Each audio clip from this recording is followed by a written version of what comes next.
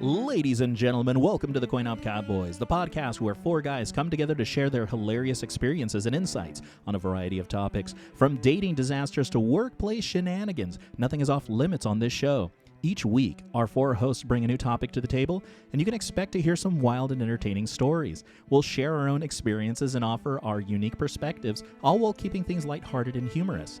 This is Coin Op Cowboys, the podcast where hilarity ensues and the only thing we take seriously is having fun. Welcome to the show. I am your host, Angel. My co-hosts are Chris, Ryan, and Steven. So sit back, relax, and get ready to laugh along with us as we explore the absurdities of everyday life.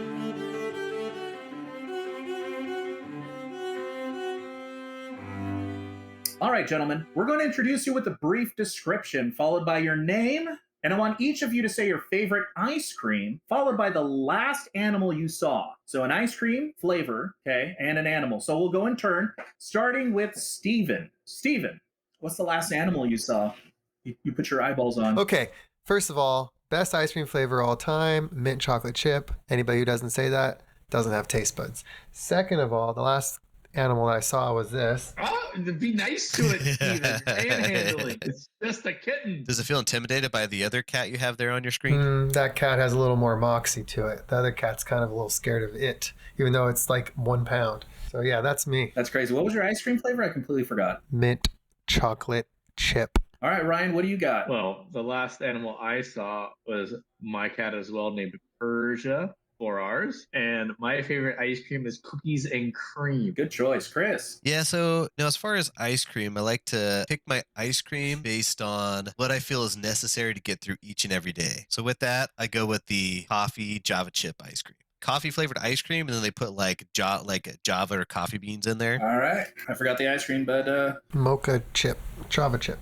Yeah. Oh, very good. It's like Java chip. And the animal? Yeah, so I was cruising this on Reddit. I like to follow this group called Nature is Metal, and it shows some pretty intimidating stuff there. And so when I was scrolling that this afternoon, they took a lion and a tiger and breeded it together. So it's like a liger type thing, but it's basically just like this most muscular tiger I've ever seen in my life. Napoleon Dynamite. Yeah, that's the first thing that came to my mind. All right, gentlemen. Well, welcome. Mine is a vanilla, shih tzu. Vanilla shits. Your favorite ice cream flavors? Vanilla? Are you a fucking serial killer? Motherfucker. No, it's the best, and I'll tell you why. Because nobody likes it, so more for me. I don't feel like I have to share. Vanilla. You do? Okay, is it your favorite? If it's there, I'll fuck with it. But if I'm presented with a list of options, I'm not going to go, oh, the boringest fucking flavor possible. My favorite food is white rice. And I also like saltine crackers. That's I like it. broccoli because nobody else is going to eat it. There's more for me. So I have two thoughts on the vanilla ice cream. So the first one was, were you like scarred as a child? Like, was there no such thing as sweets in your childhood that just vanilla was the only magical thing to greatness you were able to come across? Good question. Now, my second question is, I think there is one ice cream flavor that is actually ruining the world out there. And I actually do think it is vanilla. And the reason why? What ice cream goes through the McDonald's Frosty machine? No, you can't say Blizzard that machine vanilla is screwing up all the drive-through. That's too much. Well, number one, too much of it. No, you know what? I was going to say it's too much of a coincidence. No, that makes sense. I've never encountered a broken McDonald's ice cream machine, and I don't know why everyone always I'd say says it's 50-50 in my experience. I worked at a McDonald's. The machine was never fucking broken, but it was also never clean. Goddamn millennials. Yeah.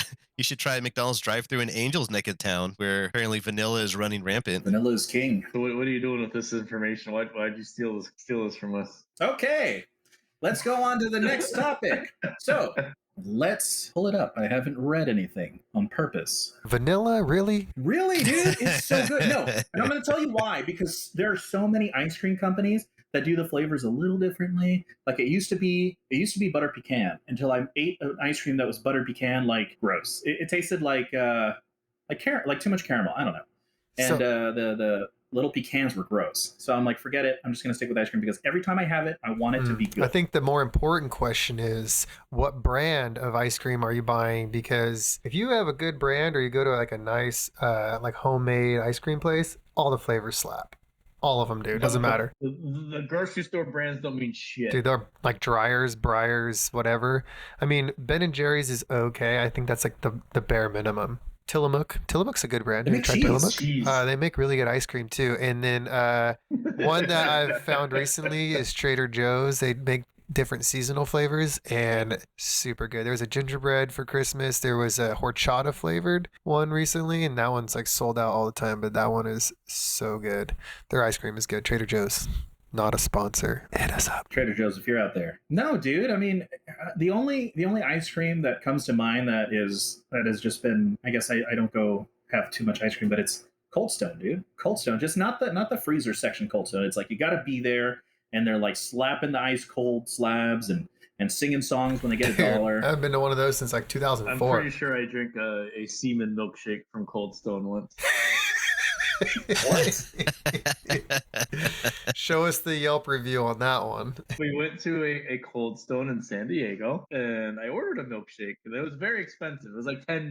So it better be a damn good milkshake. And the first motherfucker made it, and it was like drinking milk. It was like super sloshy. It wasn't thick at all. So I took it back. So then he did it again, and it was still watery as fuck. And I was like, guy, this isn't a milkshake. Milkshakes are supposed to be thick. So then he gets the manager, and he's like, oh, I followed the fucking recipe, blah, blah, blah, blah. And then the manager makes it, and the third time I go, no, it's still fucking watery as shit. He goes, okay. And then he goes to the back room and comes back, and he says, I made it extra thick. This is good. And He comes back it all was sweaty. better, but it still wasn't great. Dude. But I still wonder to this day what the fuck he did in that back room to my milkshake. All the ingredients were in the front. There's no need to go in the I back. think the answer is semen. Well, so did I also you? need to go in the back. Did that occur to you before or after you drank it? I knew, but I paid $10. Did you drink it in front of them? $10 for the fucking milkshake, and I was gonna finish it. Sounds like you paid $10 for 4 milkshakes. and a shot of It's a jizz. screaming deal. But they were so annoyed with me that everyone I was with was like, "That's a shitty milkshake." So I wasn't wrong. I wasn't just being a dick. It was shit. You're right. A milkshake should not be like super watery. Man, it's supposed to be thick. Thick. You know, I bet you he probably just walked into the back with his buddies like, hey, this guy out front's complaining about my milkshake, so I'm just coming back here to make it look like I'm addressing his problem. You know, but like, did you guys catch the game last night? Okay, enough time's gone by. All right, sir, here's your milkshake with 0 changes to it. It definitely got thicker. It got thicker. Not thick enough, but it got thicker. Semen is warm. In my experience, semen is warm. I don't know if it helped. Just has some chilled semen back there, ready to put in a jerk ass customer's drink. But the best milkshake is an Oreo cookie milkshake, just like the best ice cream. Jack in the Box Oreo cookie milkshake. Mm-hmm. Jack in the Box is the goat. I don't know. I've never gone to a fast food restaurant I've never gone to a fast food restaurant. No, I've never gone to have their milkshakes. When I have my hamburger and the fries, I'm already full. I don't want a milkshake. That's too heavy. No, I never get the milkshake with a meal. The milkshake's its own thing, and I go get a milkshake. Ah, It's a treat. I guess on your way home. Usually when I hit goal at work, I would get a milkshake. That was my treat. I loved getting milkshakes until I realized there was like 1,200 calories in the small. Yep. Just could never do it after that. I'd eat that ultimate cheeseburger and a large curly fry, bro. Like pushing 220 at 14 years old. Come on, Just man. happen to look at yourself in the mirror, like, where did I go wrong? I didn't know. The school didn't teach me that. Okay, let's talk about what Ryan wants to talk about. Ryan, what do you got for us, bud? I get to go first again. All right, You're at the top of the sheet. I mean, you don't want to go first? I'll go first. Whatever. Let's go, baby. No. I don't want a bad review, okay? All right, listeners, my co-hosts, each of which live interesting lives out in the wild, will bring topics to the table for the group to discuss. We'll talk on life, love, and heartbreak. Today, we're starting with Ryan. Ryan, what did you bring for us to discuss? I brought the fire. I brought the fire, Angel. Thanks for the introduction. Who of you has heard of the Golosov Ravine? Anybody heard of that? Nope. Christopher, you're a world traveler, well-educated in history. You should know about this one. I heard it's real deep. It's not very deep. Let me tell you about the Golosov Ravine. So it's a very foresty ravine located in Moscow, but it's not just any ravine. It has a very supernatural, spooky history. Now, the strange occurrences first date all the way back to 1621. This document, dating back to 1621, talks about a time where the Kurdistan soldiers were fighting against the Moscow soldiers to try to overtake the city. We had a couple of soldiers that once Moscow was set aflame, they kind of fled the city when they realized that their crew was losing. And these soldiers saw this forested ravine and decided that's a great way to get out of here. So they fled into this ravine. And once they entered this ravine, they got covered by a big green mist. And they kind of got lost for a while. And they wandered around in this forest trying to find a way out. And eventually they saw a light and they went towards the light. They came out and they saw Moscow no longer aflame. And they walked up to the gates, no longer a battle going on. Russian soldiers came up to them and immediately arrested them for trespassing. And then once they interrogated the soldiers, they asked what was going on. They're talking about this battle that they're in the middle of. And I go, well, what happened? Did you guys win the battle? And they're like, we don't know. Like, I think we won. Read in history books that was 50 years ago that this battle happened. So these soldiers ran into the ravine, got engulfed in this green mist, and realized 50 fucking years ago this happened. Whoa. Strange. Sounds like a fairy tale, right? But if you fast forward, we have another documented case back in 1832, another group of time travelers. These were Arhip Kuzmin and Ivan Bachkarev. These are Moscow citizens that one night they went to a neighboring village, went to a pub, had a few too many drinks, stayed out too late, thought they were going to get in trouble from their wives, and decided we got to hurry back home. So instead of taking their normal route home, they decide that ravine looks like it cuts through the road and meets the other road. We're going to take a shortcut. Now, Christopher, what do you think happened when they entered this ravine? Did a green mist arrive, fog, and come up? Exactly. Yes. They too got greeted by a green mist. But this time, they also got greeted by like a big glowing portal when they're inside the mist. Because they're walking around the mist, they got lost, so they enter it. And with inside this mist, they're not alone this time. These people report actually seeing some hairy creatures. Now, in Moscow folklore, there's a creature called a leshy, pretty much the Mosconian Russian Bigfoot. So when they see this leshy, it's making a bunch of hand signals, kind of signaling, trying to communicate to them. They believe that they're being told that they're in a different world, but these creatures were pointing in the direction for them to escape. So they followed the leshy, all these sign signals, and eventually they escaped and got out, and they're back home. So they go home, they try to open the door to their home, but the door's locked. So they're pounding on the door trying to get in. It's nighttime. Seems like nothing's really happened. They feel like they've lost an hour, but somebody opens the door, and who opens the door looks like his wife, but she's 20 years older. And the woman says to him, she goes, Armin, is that you? He goes, yeah, well, who are you? He's like, I'm your wife. I thought you were dead. You've been gone for 20 years. Very strange. Right, Steven? Yeah, it's definitely peculiar. Peculiar for sure. So they get to spend the night there, but the next day they go visit the police and they file a report. And the police are like, you guys are fucking bonkers. You're out drinking. You don't know what the fuck's going on. So the police accompany the men to the ravine a few nights later just to investigate. And while they're investigating, one of the men just disappears into a green fog again. No. But this time, he never returns. Not yet. Yeah, not yet. Never returns. He never returns. Spoiler, he just never returns. Our hip's gone.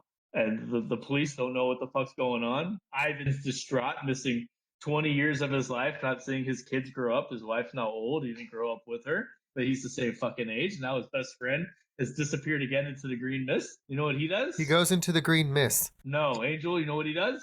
He looks up and sees Father Time. No, he goes home and he kills himself. Oh, door number 3, I see.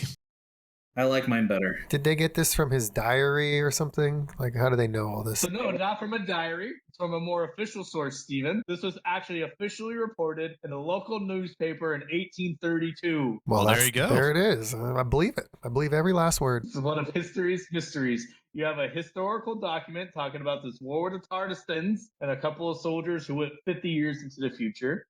And you have an officially documented newspaper report about 2 men disappearing after a drunken bender, coming back 20 years later, one disappearing again, and the other killing themselves. True or false? Steven, what say you?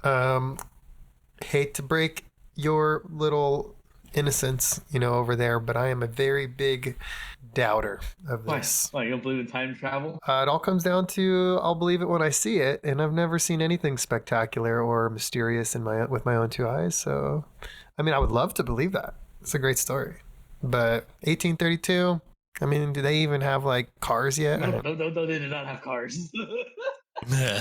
Christopher, what say you? Yeah, so I would say hardcore true. And I would say true from a personal aspect because I remember going out to the bar last night by Cal Poly, and when I woke up this morning, I was married and had 2 kids. Which bar was that? So TFTI. Yeah, T Phillips. Oh yeah. That even more shows. I get it. Is T Phillips even still I there? see your joke. Yeah, I see. it's a No, time-traveling that joke. bar doesn't even exist anymore. It's called Lordsburg. Yes. What? What do you mean it doesn't exist anymore? He was there last night. Because of time travel. That's what I'm saying. But Chris, you look at least 30 years older than you did back in college. You know, at work, so I worked at Ole Miss when I was 23, and one of the girl's first weeks there, I was talking to her, and something about age came up. She's like, "Wait, how old are you?" And I was like, "Oh, I'm like 23." She's like, "Really? You look like you're easily mid-30s." Now the joke is, I am almost mid-30s now. One of my employees today. Go ahead. Go for it, Ryan. Go ahead, Christopher. Well, I was going to circle back to Go ahead. your green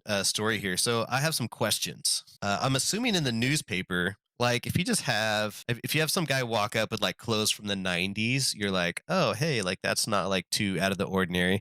But I think in Ryan's story, we're talking about this battle. So wouldn't they have come out with like it would almost be like someone coming up nowadays that has like a sword and shield, as their weapon. You're like, hey, that doesn't look very familiar, right? Encino Man. True. But from 1621 to 1671, time moves slower back then. So I imagine fashion wasn't too different in that time. Okay. It's probably just And strange. they were that using these soldiers are walking up there. That's why they immediately got detained. Mm-hmm. Right. Now the second question I have is, you said they went. So let's say we're all soldiers. We're walking down there. If you see a glowing portal, what do you guys do in that situation? Do you be like, yay or nay? Well, when they entered the ravine, it wasn't misty yet. Once you enter the ravine, it activates whatever magical powers are in there. Okay. And then you're engulfed in the green mist. If you see a light, I'm gonna head towards it. If I'm surrounded by fucking mist and can't see anything else, that's what I would do. What is this ravine called? And does it still exist It's today? it still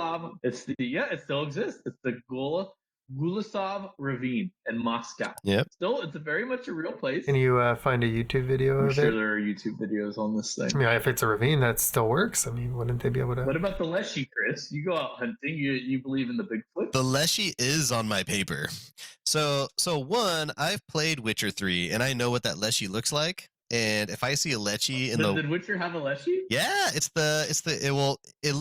sounded just a tad different than what you were describing, but the Leshy in Witcher 3 is this big tall thing, and its head is like a elongated skull, and it has like deer antlers on it. Oh, I remember fighting that. Yeah, it defends the forest, and when it comes to attack you, it has like vines come out of the ground to attack you. But for clarification, I'm talking about Witcher 3, the game. I am not referring to season 2 of Witcher on Netflix, because they did not do the Leshy justice in that show. Oh, does the show have a Leshy as well? It did, but it was really just, the Leshy was just like a guy that turned to wood. He like could hit people with his wooden arms or whatever. It wasn't the same. Yeah, if you Google Leshy Witcher 3, it looks absolutely terrifying. Sounds like a snowman. An abominable snowman? Yeah, like an abominable snowman. I don't know. You know what that story reminds me of? What?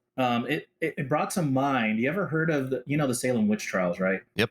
Basically, there was in 1976 someone named Linda Caporail who was offering evidence that the witch activity, like the magic, was a result of ergot, which is a fungus, like a hallucinogenic drug in bread. I feel like whatever they were drinking, but then so whatever they were drinking gave them the idea of like, oh my God, I have Father Time, messing with me. And then what I can't explain is how, other people, it's like, it's been 30 years. Where have you been? That's crazy. Yeah, I thought about the same thing too. I heard that story about how the Salem witch trials, the flower. I think it was because The Last of Us came out. They're like, yeah, like ergot got into like the grains, and everybody in the town, Salem, like microdosing like mushrooms, basically, and they were all like having hallucinations and stuff, and that's why they started thinking people were witches. They thought, It was like a and like it was. experience. Yeah, it was a mass paranoia event caused by. That's just a theory. I don't know if there's scientific data or anything backing that up. I mean, if the glove fits, right? It makes sense. I mean, this ravine thing. I mean, there could have been some sort of toxic gas down in there that caused hallucinations. But explain the police officers witnessing the man disappearing, and what the fuck were these people doing for 20 years while their family just went on living their life, and then these guys just Because show up again. people never lie, and they never create folk tales, and they never create any sort of stories, right? So I have to just trust these people from Russia in In 1830s. the newspaper, Steven. Exactly. Yeah, that's how it works pre-1900. You know, I'm going to believe it just because I want to More believe it. fun that way, right? Yeah, life is so boring without time There you travel. go. So if you're a police officer and this guy comes to you and says, hey, I just walked into this mist over here and it made me time travel 20, 30 years. Can you come check it out? Like, yay or nay, right? Yay. Yeah. Okay. Yay. As a police officer with morals, I'd say, sir, it's my civic duty to investigate this case and see whether you're a criminal or not. So I will go look. More than enough people that are going to be like, that's bullshit, and I'm going to prove to you why it's bullshit. And they're just going to go into the ravine just to try to disprove it. So, yeah, especially a police officer who's got to, like, investigate things. They can't be scared of it. We've all seen that movie. The guy walks in, see guys, there's nothing. Ooh. And he's gone. How do you think it panned out with the wife? You know, it's like, oh, I haven't seen you in 20 years. So is this like the end of Castaway where he walks up, he's like, oh, well, can we just like pick up where he left off? And there's like, oh, who's that? Like, do you think it was the new husband, or do you think she was like, I'm going to wait for him to come back from picking up the milk and fighting that war? Dude, he's 20 years younger than her, man. He's probably looking at her like, dude, I'm out. I'm going to go find someone new. Remember, these guys are just drunk, Chris. They didn't go out to fight a war. They went out to get drunk for a night and it just never came home. That happens all the time. Yeah. Hey, babe, I'm going out to get cigarettes. Angel, what say you? Is this real or fake? Fake. Oh, fuck you. It's an old wives' tale, Ryan. How did you come across this story? It's very niche. Don't worry about it. Don't worry about it, Steven. I do extensive research for our show. That's where I came up with it. Extensive. I don't do any research for my shit because it's all stuff that's just happening in my real life. It's not some folk tale. Let Angel explain why he thinks it's trickery. Let's hear it. I will explain it. And I will explain it to you in the simplest terms. Okay, I'm going to put it down Barney style. Listen closely. It just sounds fake. I don't know. It just sounds fake. I mean, they were drunk, they were wasted, and then time traveling, you know, from the 1800s. People, if it's famous, people go there all the time. Why aren't more people disappearing? This would be news all over the world. Right. But I like it because it is kind of creepy. So I'm not a believer. Funny how all the miracles stopped once we had camera phones, right? That's not true. You want to see what's going on in the world today? We're shooting down UFOs left and right. We got blizzards in Hollywood. True. The Hollywood sign is covered in snow today, Steven. It's not a miracle. It's just You know, Ryan, I think that could spawn a nice niche that you could have for further episodes. But could you do the whole like the picture? It's like a picture from the 1800s, but the guy's like on a cell phone or a beeper or something. I've seen that Like, picture too. wow, miracle. Yeah, do a segment on that, man. That'd be exciting. Did you see have you seen the picture from the Mike Tyson fight in the 90s where the guy had an iPhone? Have you seen that one? Oh, I believe that stuff is more interesting to me, that there's certain high profile people that are living like multiple lives somehow. They've figured out a way to like transplant their brains or something. They clones. They grow clones. Yeah, I totally believe in that for sure. I'll go down that rabbit hole. Steven, what are you smelling? It's a Vicks vapor inhaler thing. Steven's always sick. I feel better. I was sick. Like you could tell in the last podcast, like, dude, my voice, I was very, like I could tell I was getting sick in it. Yeah, but Maddie brought home something fierce. Yeah, Maddie always brings home something fierce, and then everybody gets sick after your birthday parties. So neti pot, yay or nay? I won't ever do a neti pot ever again. That I hurt myself doing it. I don't know how I hurt myself doing it. Felt like it went out my ear. Dude, it hurt. I fell to the ground. Don't put it in your belly button, man. It's a funny story at work still. They still like to like imitate how I did it. And like I, put it up my nose and I tried to like blow it out the other nostril and like pop my ears at the same time. I was really sick. It freaking sharp pain and I fell to the ground like, ah! They said I was being over dramatic. I probably was. There is a drug that people say that ketamine, that you can get stuck in a K-hole. I've heard of ketamine. And they like 5 minutes can feel like an eternity.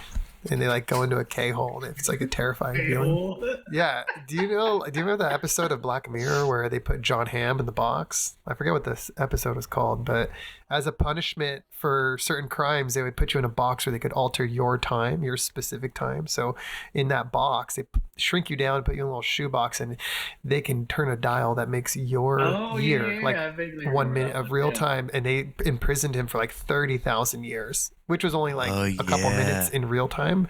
And like they unlocked the box and he was just like terrified. He was just a terrified person because you don't age or die in this environment.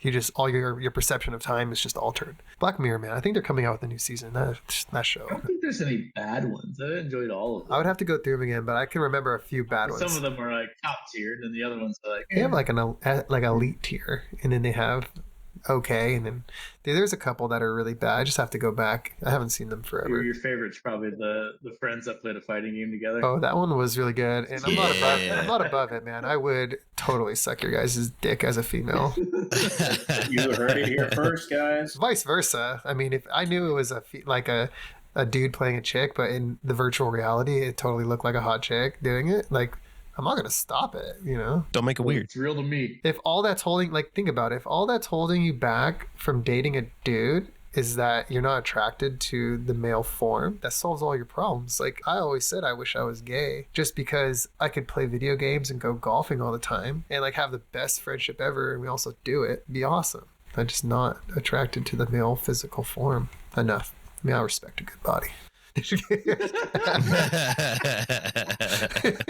Episode 2, Stephen comes out of the closet. You're giving this a lot of thought, Stephen. I have. Yeah. Stephen, what about that episode where everything you see through your eyes is recorded? So if you're just like, hey, no, that happened yesterday, like, hold on, you get your remote, you're like, playback, and you're able to look through it. Whoop. Oh, yeah, you did wear red that day. Like, Elon Musk is trying so hard to produce the Neuralink, which would create a scenario like that where your mind is being tapped into, right? And things like that could happen. It's like, I love Black Mirror for exploring those kind of things. What would it be like in a relationship if everything you did throughout the day could be instantly played back on a TV? You know, memories from 3 years ago could be brought up. The girl's having sex with her partner, but she's playing a fantasy in her head of her with her ex-boyfriend or something like that. It's intense. It's real. It's something that would happen. It would be there. Like, what were you thinking about during sex? Oh, race, you know?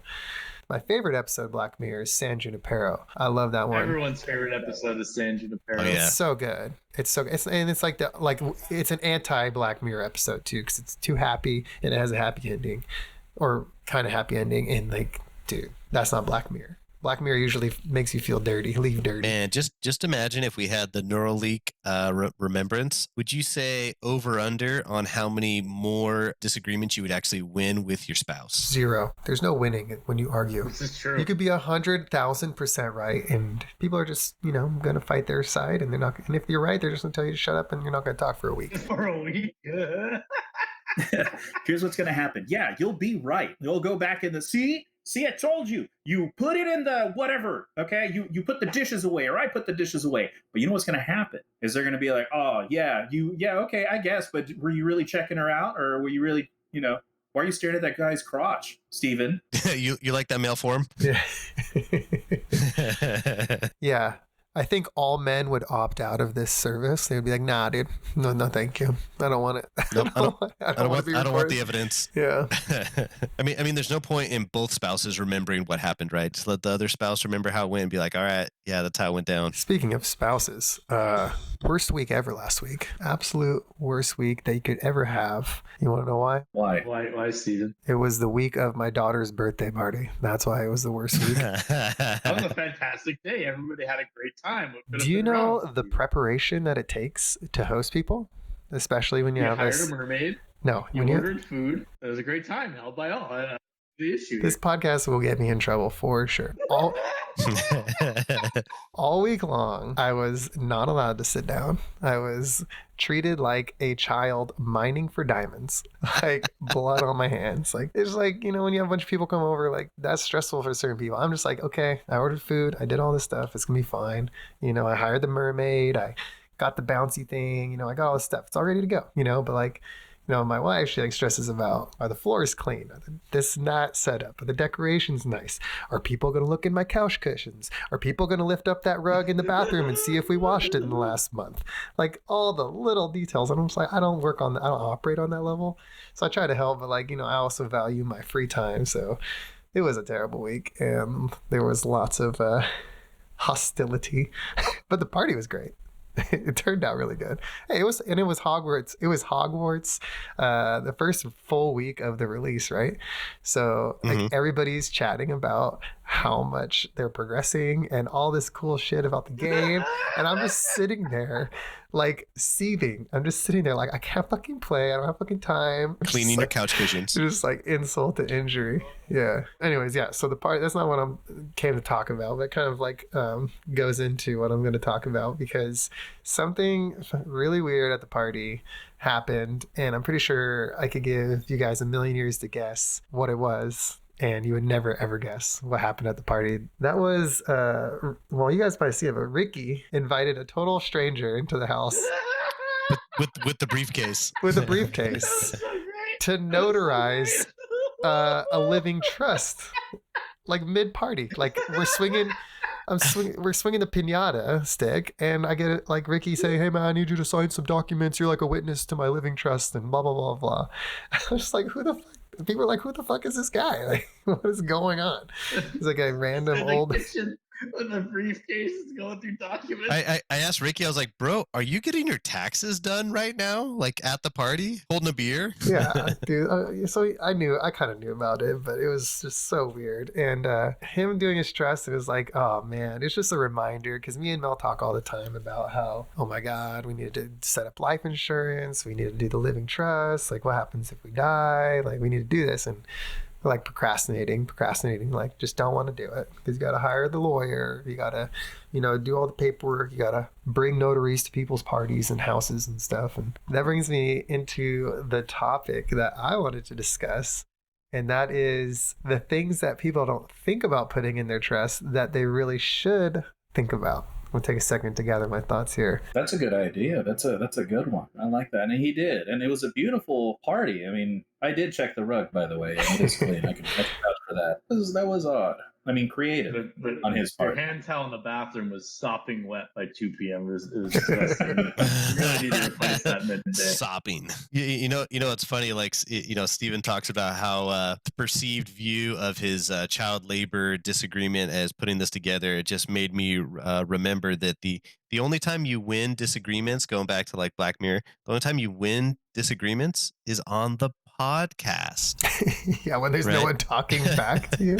Yeah, when it's just the Cowboys, the retro Cowboys getting there together and talking about it. That's the only time you're gonna win. All right, so when you do your will, I know Chris, you probably done it already. I think you and Tanya had somebody do it. We did. You go through everything, the financials, like our assets. This goes this place. This goes that place. Custody of the kids. What to do, this and that. But my mind starts going a little deeper. And the first thing I think about is, who's going to delete my web history when I die? Like, you didn't include that in your will, did you? In your trust? Who's going to go through things? No. And now I realize I need to revise that. And it's going to be your poor mom or grandma going through your nightstand, filing all your sex toys and all your lube and all your condoms and whatever else shit is in there. Like, so that made me think, okay, I need to assign somebody to be the guy to do the dirty work for me. I need somebody to go through all of my media galleries, all of my USB drives where I keep all their photos and everything. Like, because I think a big thing for me is like, I want to make a nice photo album for Madison, but all of my photos are just together, like the good ones and the bad ones. So in order to separate, like a wholesome family picture from me getting a blowjob, like somebody's got to go through all that shit. Who am I going to have do that?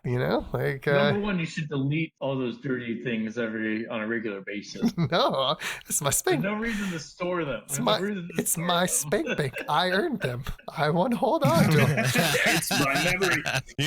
Stephen, probably the best thing you can do, even if you don't get them deleted, is just hand off the username and password to the next generation of souls that need some pick-me-ups. Okay, so I have to assign somebody to go through the albums and delete the bad ones and give Maddie good family pictures. Would you be offended if that person posthumously, whatever that word is, jerked off to your sex pics? Or is it an honor? Or is it like paying homage to your legacy? I think it would be an honor. It would, imagine the memory you would create if I'm just there and I'm like, man, I almost feel like I'm here in this moment with Steven. Like we're doing it together because he did it here first. It would be monumental. I would wake up like 20 years later though, so I would be a little worried about that. It's like disrespectful, right? I mean, it's almost a little disrespectful. Like if you see, it's like you're saying there's not worth jerking off to, is like not good enough. feel like you're offending them if you don't. So anyways, I know who's going to do mine. I've already made this person aware that in the event of my untimely death, that they are in charge of doing it. And I have let them know where to find most of these things. Is it Richard? It's Richard. He's in charge of getting to the house before anybody else, cleaning out the nightstands, taking the USB drives. I gave him all the social media he needs to go through, all the Google drives. Well, okay, you have my phones. When I want to back up my phone, I just back it up to the computer. I don't sort it. So all my pictures, everything's just in one jumble, and I just throw that on a portable drive, or I throw it on the cloud or whatever, and just see ya. So who would you guys assign to be that person for you? Angel, do you have a guy in mind? Yeah, go for it, Angel. That's a wonderful question, Stephen. I don't want anyone deleting anything. I want everyone to know exactly what kind of pig I was, okay? My legacy will live on, and I have no shame. No shame at all. If my girls see that, they'll know that I was a man, like a certain type of activity. Right, I can respect that. It will be legend. And it's actually, thank you for the idea. I'm actually going to have that written in my will. No. To add it in part of the slideshow. Everyone at my funeral is going to sit through a slideshow of the worst pictures. I'm gonna start a folder on my phone. Play at my funeral. Yeah. How about you, Ryan? I don't think I have a lot of things that I'd be ashamed of people finding, because I think I felt the shame shortly after something was created. I felt the shame and made sure it doesn't exist anymore. So I don't think there's a treasure trove of things to discover that I have to really worry about this. Ryan does not have a spank bank. That's confirmed. This is poor Richard. Just dick pic after dick pic. Go in this drawer, just throw it away and burn it. Dude, you got to have somebody to hit the big red button for you, man. It's not just sex stuff, man. There's other embarrassing Google searches. I don't want people seeing the questions I ask Google. Sometimes I'm at work and I'm with one of my employees, and we go into Google and I start typing something. I go, I hope something embarrassing just doesn't briefly pop up. Oh, man. So I can kind of see where Ryan's coming from there, where he's like, oh, hey, I don't really have a whole lot of stuff, and I'm trying to think. And I think what this podcast has actually taught me is I need to go create some legendary questionable stuff that would rival Angel's funeral. So yeah. I think that's going to happen. It's going to get weird. It's going to be a weird weekend. And I'd be very disappointed if I go to Angel's funeral and there's no dick pics. Yeah, right. But I also, your original question was, which person would I pick? And I also think I need to pick Richard, because I think he'll be a pro at it. And two, it would just be funny that he would have two sets of dick pics to go through. Yeah, he is experienced in this now. So he just pulls out his briefcase, his gloves come on. Not another one. I'm going to pull Richard aside next time we have a group of events. Hey, I have something serious to talk to you about. If something happens, I want you to cleanse my home. And then we should all make a habit of just one by one pulling Richard aside, hey, I really need you to do this if something happens. Yeah. So Chris, question. Do you have anything in your living trust? It's called living trust, right? Or is it? Yeah. Okay. Yeah, did you have any addendas to yours? Anything that you thought of? You're very, I don't know, you think through a lot of things. You got the glass breaker in your truck in case your truck gets submerged in water. You got the rations for the next 8 years in your garage. I know you think things through. So do you have any addenda to yours that's unusual? I think as far as unusual, it made me realize that there's so many things you need to unlock. In the aspect of, I had to, all the financial accounts that we have, I had to put all that information together on a document and put it on the web. And I was like, I feel like this is against my better judgment. But it was but I have one of the things I have is I have a gun safe, and I have a lot of rifles that were handed down to me over the years from my different family members. Tanya pointed out, she's like, well, hey, just FYI, if you die, I have no idea what to do with those. I don't can I just put those in the trash can? Will they accept it, or do I need to take them to a hazardous recycling center? What's the process to go about that? And I was like, wow, that's a good point. And so obviously your go-to is oh, well, my kids will take all my junk that I, don't want anymore. And I had to have that level of backup plan of, hey, if my kids don't want this, I don't want to burden them with it. So I actually had to research. I had to write out how to transfer those, how to what to do with those. I had to do this whole. I had to write up this whole paperwork on just Tanya, here's the instructions for handling something like that. And that was just like one item. And I'm realizing you can go for that for all the different levels. Like Tanya pointed out one that was unique. She was like, you should write a letter to your kids right now and seal it and be like, hey, you should give this letter to them later. And I was like, whoa, well, wouldn't that be kind of weird? Like, hey, I'm dead. Like, it was a good time while I was at it, so I thought it was kind of weird, but Tanya was putting into it that, yeah, like your kids probably want something from you. And so the best advice I had on there was like, I tried to do my best by you and I like how you turned out and everything's great. Something like that, to like finer footwear for your kids. I had a coworker. He filled up a journal for each. He had 2 daughters. He filled up a journal for each, and he wrote every single day. He wrote a page to them of how they were doing, how they were developing, what happened that day, his thoughts, and he's leaving that to them, which I thought that was really cool and also, heartfelt. That makes me feel bad because I don't do all that. But like, where does he find the time? Then the journal entries, a thoughtful journal entry every day, man. I just wish I had that kind of time. That's a lot. I do like I've always thought about, we started an email account for our daughter and we would like send her things. I don't know if we do it still, but we try to do stuff like that. We're like, oh, we'll email her stuff, or I'll write her birthday cards now, like that have like a nice message. I know she can't read yet, but like at least she'll have that in her little like thing. Hopefully she'll want to read those later on, or it'll mean something. Maybe she'll listen to this fucking podcast. I don't know. Hopefully not. Maddie, I love you. You're the best. Are you guys believers in just giving your kids no strings attached inheritance? Hell no. I say yeah. No. No? Where else is it gonna go? Absolutely not. But at what age, would you say, hey, he's 12 or she's 12, I'm going to have rules to the money? Or, hey, she's 50 years old and I'm 75 years old and I'm just like, I don't give a shit anymore. I don't think I would tell them. Yeah. But like once I'm gone, they'll find out like, hey, they left you all this. Well, I don't know if they should know, like, if something happens or says, it's like, no, it's like, if it happens, here it goes. It's yours. Before they're college age, I'm going to definitely say this is not going to go to you. You're not just going to have X amount of dollars in the bank. Like, you're going to have a trust fund set up for your college, that will go towards your tuition. You'll have this and this and that.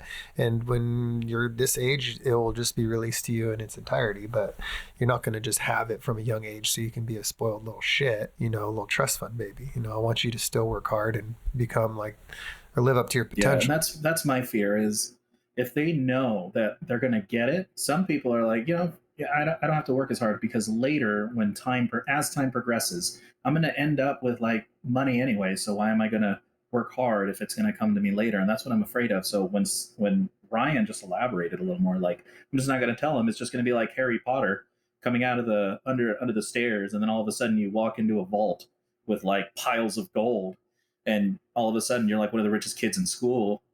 It's about learning how to make money, the value of money, and how to grow money. Yeah, that's what's important, and that's what I'm going to be teaching my kids. Well, Chris, do we have another history lesson today? I titled this section Steven's favorite subjects. I'm going to be present and I'm going to care this time. I don't need Ryan's jabs at my conduct. He didn't pay attention the whole time. He's kind of being a dick. Yeah, he made sure to really hand it off. I've been titling these decisions were made because I'm a big fan of decisions being made and the consequences or bonuses from those. So this one, I like the title, Decisions Were Made. Well, you tried. The question I have for you guys is, you ever get like a new job or first day on the job, and they're like, okay, I want you to go out there and do ABC. And then did your ABC not go the way that you planned it? You guys ever have a situation like that? Maybe not even the first day. You need to elaborate on this one. Okay. Well, so I here's a side story of myself. So I got my first internship, CW driver. So it was at Cal Poly campus. I show up on site with my backpack ready to go. They're like, hey, this is Marty, the superintendent. Marty's like, all right, cool. Like, get your hard hat. Let's go on the site. I'm like, great. But we're in the trailer. I was like, well, I got my backpack. I'm going to go to class afterwards. Like, where can I leave it at? He's like, oh, I was leaving it in my office right over here. I'm like, no problem. So I take one step towards his office and my shoulder bumps the plan rack hanging on the wall. The way that it was attached to the wall, sticking out. So all the plans were hung this way. So when I bump that, all of his plans fall off the wall, hit the ground, and the binder clips pull off and pages just start flying everywhere. like 36 by 42 inches. Oh God. And he just looks down at me. He looks at that and he looks at me. He goes, "That's it. You're out of here." And I was like, "Really?" He's like, "No, but seriously, like no one has ever done that before." So, I'd be mortified. so we walk out. He's like, "All right, I want you to do QC." He's like, "Here's a set of plans. Here's a tape measure. I want you to measure each room to make sure that the square footage of the room is matching the plans." All right, simple enough. So I walk up to the building. I realize this building, it's 3 stories tall, and it's the top 2 floors are all the teacher offices, and then the first floor is the classrooms. So the top 2 floors had like 50, 60 offices all by themselves. So I take this tape measure, and as the tape measure's going out, it's like kind of a screwed up tape measure. You have to kind of like tape it and hold it together. And as I'm extending out the tape measure, I start twirling, which makes it really difficult to measure the dimensions. So I struggle all day trying to measure these dimensions of this room. Day number 2. I show up, Marty goes, "Here you go." He hands me a plastic box. I'm like, "What's this?" He's like, "It's a tape measure." I was like, "Oh, really?" He's like, "Yeah, it's an electronic tape measure." I'm like, "Oh, okay. How does it work?" He says, "You put it on the wall, you hit the button, it shoots a laser, it tells you how far that dimension is." I was like, "What? Okay, cool." So I was like 30 feet, 20 feet, boom, check, done. Man, it went so I flew through the rest of it. I came to him and I said, "Man, that tape measure was so good. Why didn't you give that to me the first day?" He's all, "Why'd you knock my plans over?" So that's an example of like first day not really going well. For you guys, is that a solid answer or solid analogy for you? How did your day not go well? Oh, I have one. I have one. The excitement. Beautiful. Please share. Please share. Tell us more. So one time early on in a new job at a security company, I was on a ride along with an installer to somebody's home. And we went through the home all day, installing the security system. And then at the end of the day, the guy gave us keys to the home and said, "Hey, okay, go test all the doors, make sure everything works, blah, blah, blah." And then I got home and I realized I still had his key in my pocket. His house key? Yeah, his home key. I have your key. I called him first thing in the morning. I was like, "I have your key. Can I come by and drop it off?" He was, "Yeah, for sure, for sure." The first thing in the morning, I go drop it off. Everything's cool. And then like the next week, my boss calls me. He's like, "Oh, hey, blah, blah, blah," called in. Said he took the key home, said you brought it back, believes you're a good guy. But he couldn't rest that night knowing that you had the key. And if something happened, you wouldn't be able to rest. So he asked us to rekey every door in the house. And we paid to do it. Oh, snap. Well, I hope you learned your lesson, I Ryan. learned my lesson, yes. So, but how many spares did you make? 0. 0?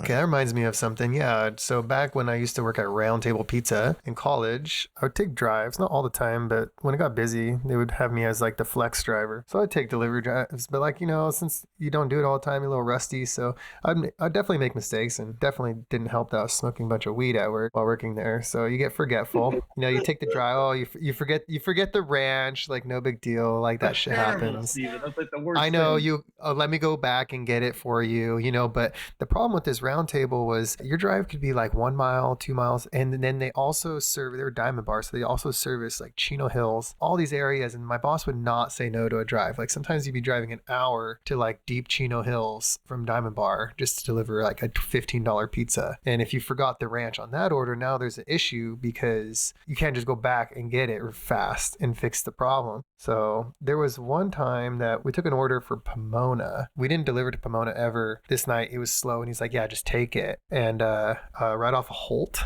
for those who are familiar with Pomona, it's like one of the most ghettoest streets that you can imagine. Hookers and everything, drugs. Took like 2 medium pizzas to this house. It was an apartment complex. It was super dark. It was sketchy. It was ghetto. I walk up the stairs. I mean, I'm scared just to be in the neighborhood with money on me. And I knock on the door and dude just like smells like weed. Dude opens the door, total gangster, like everything. And I give him the pizzas and he's like, "These aren't my fucking pizzas." And I'm like, "What do you mean?" He's like, "I ordered a large something or other. I took the wrong order to this guy's house." And I was like, "Dude, I'm already like fucking having a panic attack. I think I'm gonna get stabbed or something." And I'm just like, don't know what to do. I was like, I just said whatever came to mind. I'm like, "Keep those. Dude, I'll go back, get you new pizzas. Everything's free. Everything's going to be free. Don't worry about it." Dude, I had to eat because I was so scared. And dude, my boss wasn't having, dude, I ate and Round Table's not cheap, man. It was like $60. I just said So you paid for it yourself? yeah, I was scared, dude. The dude was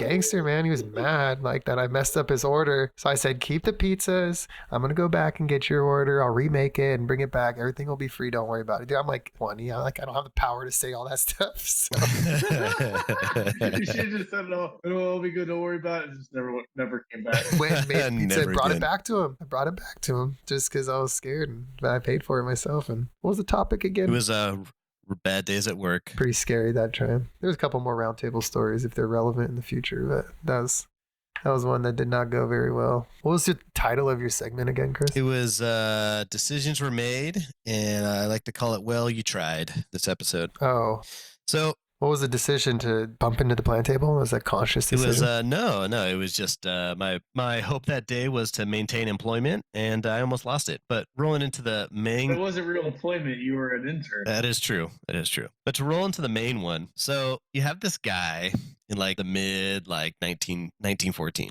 So you have this group, Austria, that's just like running the show. They're having a lot of success, all these things. So these group of people roll up. They call themselves like the Black Hand, and they don't like this guy. They're like, you know what? We need to do something about it. So they hold interviews and they collect members. And they're like, hey guys, we got this idea. We're gonna kill this guy. That's the game plan. And everyone's like, all right, cool. How should we do it? And he's like, all right, this is how we're gonna do it. We're all gonna kind of line up along the street, and when he comes by, we're just gonna kill him.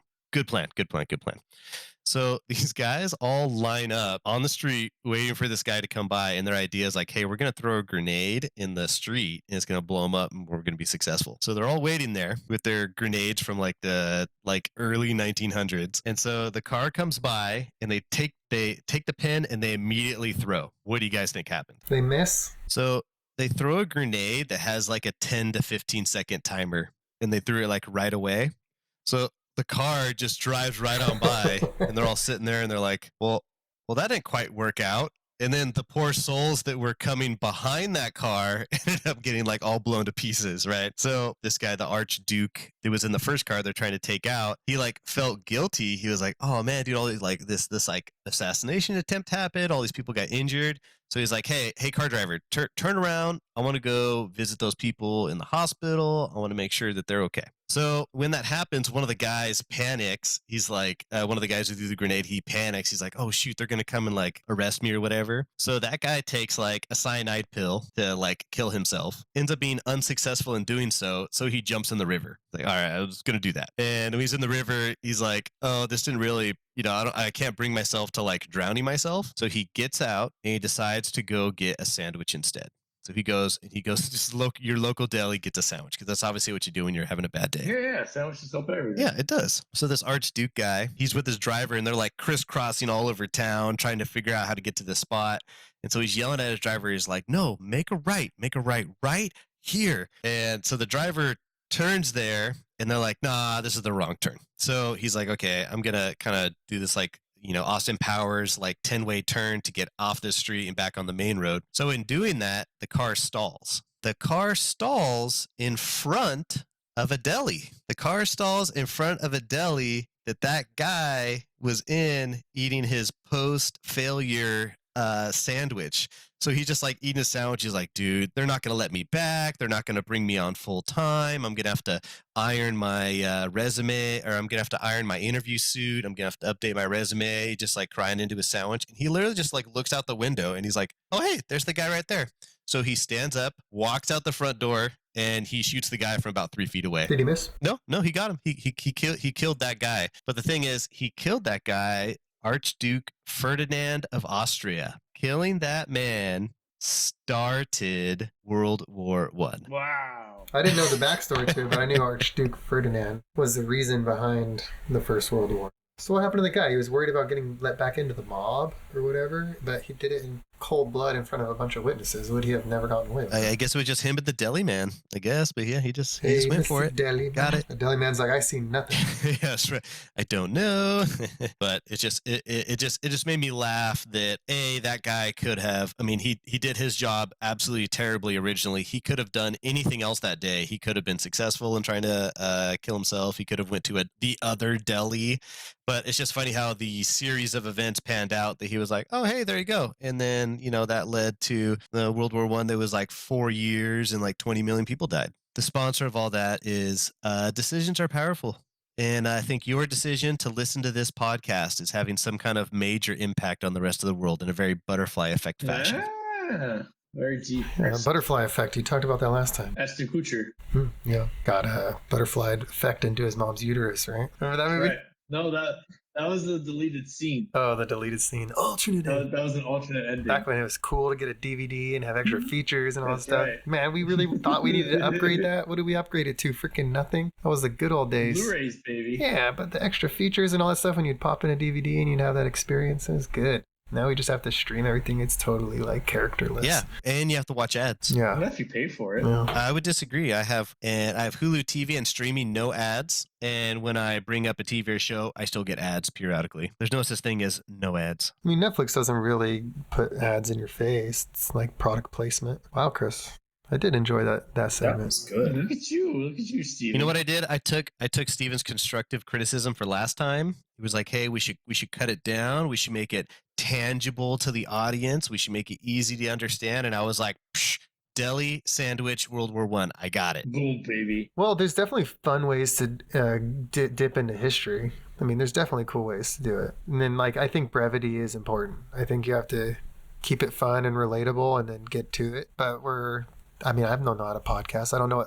Listening to myself, I could hear a lot of things I would want to change with how I talk to try to make it more entertaining or to be more streamlined. So you're learning. I'm learning. Shrinking the topics is important. I mean, we're going to have an hour and a half here of content to sift through. Yeah, so, it's at an hour 32 right now. yeah, which Not long enough. Go for 3, baby. Let's go. I mean, I just enjoy freaking talking. I mean, to you guys, these are going to be cool whether people listen to it or not. Like, it's literally a video diary that we're doing every 2 weeks talking about random shit. Like, I never archived any of my thoughts before. I thought it was ridiculous the first time I heard someone say to journal, because I'm like, I'm not a little schoolgirl who's going to just be, dear diary, this happened, until I realized that in order to think like a streamlined thought, it's practicing thinking out loud on paper. In a way, therapy. It's in a way like just expressing your thoughts, like projecting them outward, which a lot of people don't do a lot.